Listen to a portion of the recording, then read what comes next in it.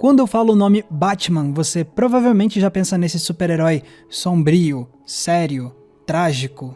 Tipo essa versão com o Robert Pattinson que tá estreando essa semana com um novo filme dirigido por Matt Reeves. Mas quem é fã de longa data do Batman sabe que ele não foi sempre esse personagem tão sério. Porque em diversas adaptações a gente viu um outro Batman. O Batman mais brega, digamos assim. Aquele Batman que não tem vergonha de ser um pouco mais caricato, mais cômico, mais colorido. A questão é que tem gente que não gosta de ver o personagem ser assim. Como se esse Batman fosse uma desvirtuação da essência do herói. Mas eu não consigo pensar assim, porque pra mim o Batman brega fez história, e ele é tão válido quanto o Batman sombrio e sério. Tão válido, inclusive, que eu acharia legal sim se um novo live action do personagem deixasse o excesso de seriedade de lado e voltasse a abraçar um pouco mais o que tem de brega nesse personagem. Então, sim, faço minhas as palavras do Coringa. Why so serious? Antes de mais nada, é essencial a gente entender como o tom dramático do Batman evoluiu com o passar das décadas. Quando o Batman nasceu nos quadrinhos no final dos anos 30, ele tinha a proposta de ser um personagem sério e sombrio. Ele tinha um passado trágico e enfrentava criminosos em histórias inspiradas por heróis de revistas pulp. Ele até mesmo usava armas de fogo. Mas nos anos 50 foi criado um código de censura nos quadrinhos, o Comics Code Authority. E isso teve um impacto direto nas revistas do Batman, que se viram obrigadas a mudar de tom e fazer histórias menos violentas e menos ousadas. Pouco a pouco, os quadrinhos de Batman se tornaram mais cartunescos, aventureiros, humorísticos. Era um estilo que tentava ser mais seguro, entre aspas, para o público infantil. E assim chegaram os anos 60. Foi quando a rede de televisão americana ABC decidiu criar um seriado de Batman. Só que o produtor executivo, William Dozier, não sabia nada de quadrinhos e até menosprezava essas histórias. Mas ele quis fazer algo que fosse fiel aos quadrinhos do Batman que estavam sendo publicados na época.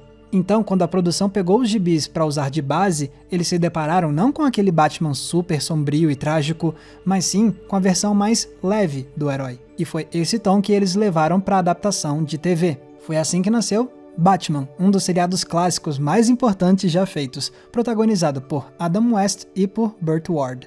Aqui tudo era assumidamente divertido. Em vez de tramas sóbrias, você tinha aventuras espalhafatosas, bordões, momentos cômicos e sem contar a estética do programa. Sets eram cartunescos, figurinos eram super coloridos, onomatopeias apareciam na tela. Pois bem, na época o seriado causou reações divergentes. Os fãs mais ardorosos dos quadrinhos ficaram indignados em ver o herói deles ser cômico e meio brega desse jeito. Mas para a maior parte do público, isso aqui era muito bom, já que o programa se tornou um fenômeno midiático. E essa versão mais leve do Batman permaneceu nas décadas seguintes, em especial com os desenhos animados do herói. Sendo ainda mais voltado para o público infantil, esse também era um Batman sorridente e com momentos engraçados. Mas as coisas mudariam muito no final dos anos 80. Em 1989 chegou aos cinemas um novo filme de Batman dirigido pelo então quase desconhecido Tim Burton. I'm Batman. O Batman do Tim Burton foi um grande ponto de virada para o personagem, porque ele aproximou o herói de suas raízes. Aqui o personagem voltou a ser mais sombrio em comparação com as suas versões dos anos 60 e 70, e o resultado ficou muito bom.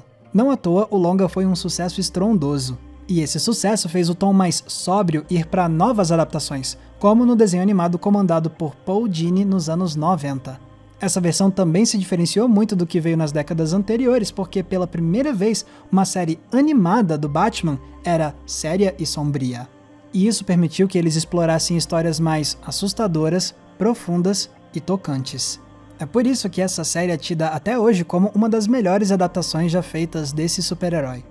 Mas se os fãs estavam achando que o Batman tinha voltado de vez ao seu tom dramático original, logo eles foram desapontados. Afinal, veio um diretor chamado Joel Schumacher para lançar 2 filmes novos do personagem. E ele não se contentou em somente trazer o lado mais cartunesco do Batman de volta. Não, parece que a intenção dele foi fazer o Batman mais cartunesco de todos, elevando a breguice a um novo patamar de excessos. Nem preciso dizer o quanto isso chateou vários fãs de Batman, não é? O gosto amargo ficou na boca durante quase 10 anos. Mas em 2005 chegou o filme que faria a maior revolução para o Batman desde a versão de Tim Burton. Esse longa era Batman Begins, do Christopher Nolan.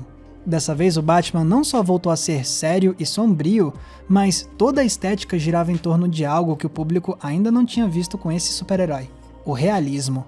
A obra tinha um quê de pé no chão, na medida do possível, e até mesmo os visuais pareciam ter saído do nosso mundo e não necessariamente de páginas de quadrinhos.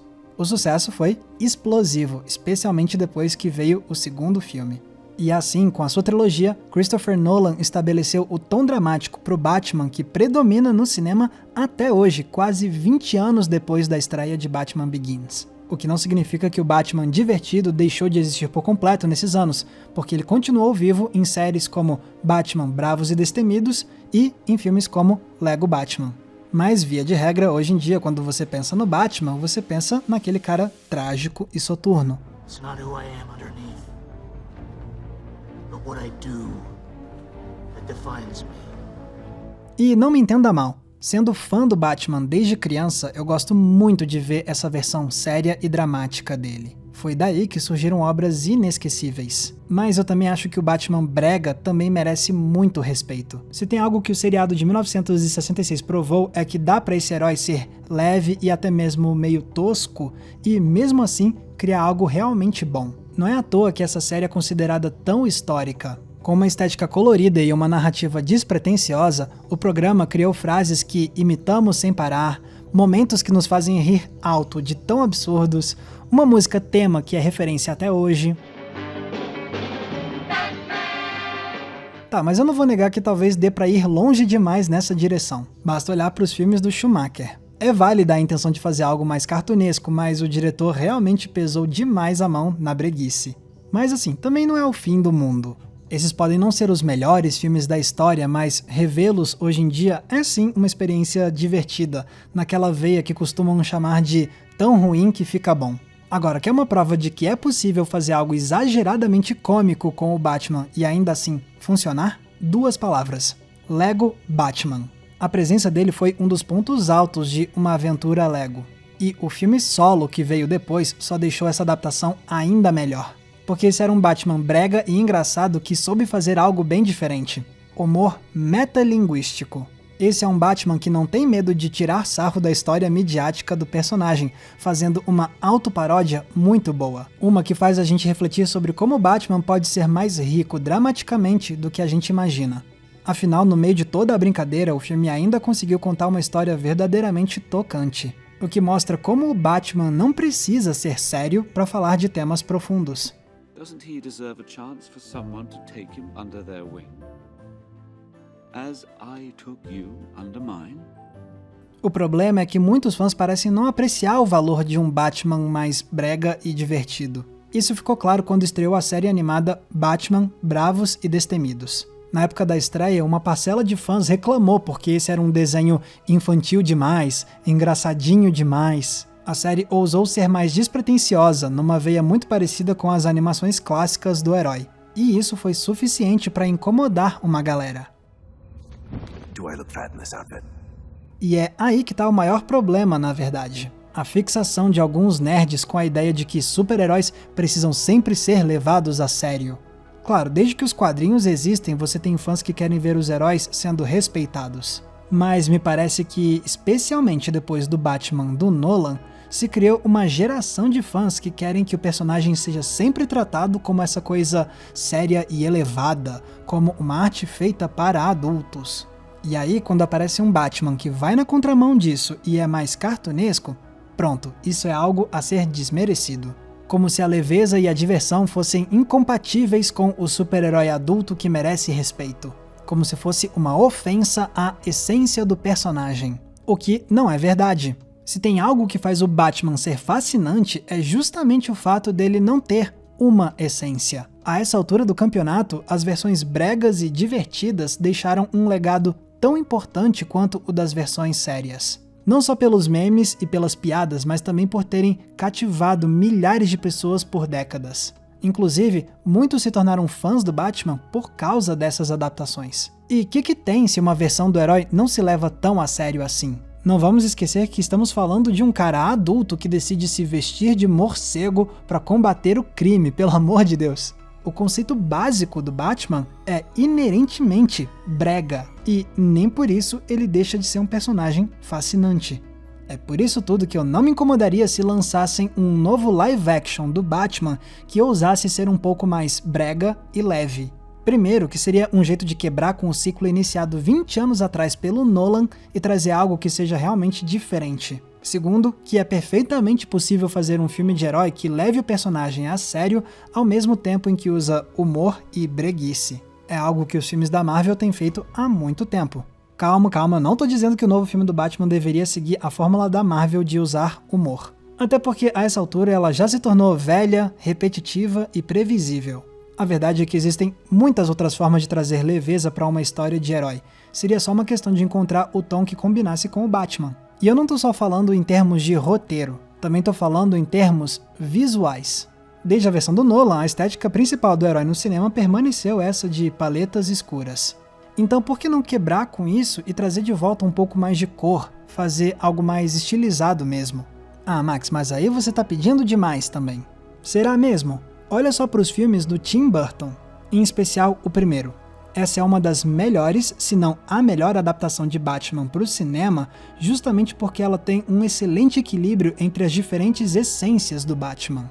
Beleza, aqui o herói é sério e sombrio, mas ele não perde uma oportunidade de ser meio zoeiro de vez em quando. E o Tim Burton procurou o caricato em outras partes da história, especialmente quando se tratava do Coringa. Sem contar que os visuais não tinham medo de remeter aos quadrinhos, mesclando estilo gótico, cores saturadas e figurinos espalhafatosos para criar algo estilizado. Talvez na época essas coisas não fossem vistas necessariamente como bregas. Mas no contexto atual de Batman realista, dramático de cores escuras, algo mais cartunesco, como os filmes do Burton, começam a parecer meio bregas para os padrões de hoje. O que não quer dizer que eles não sejam filmes muito bons.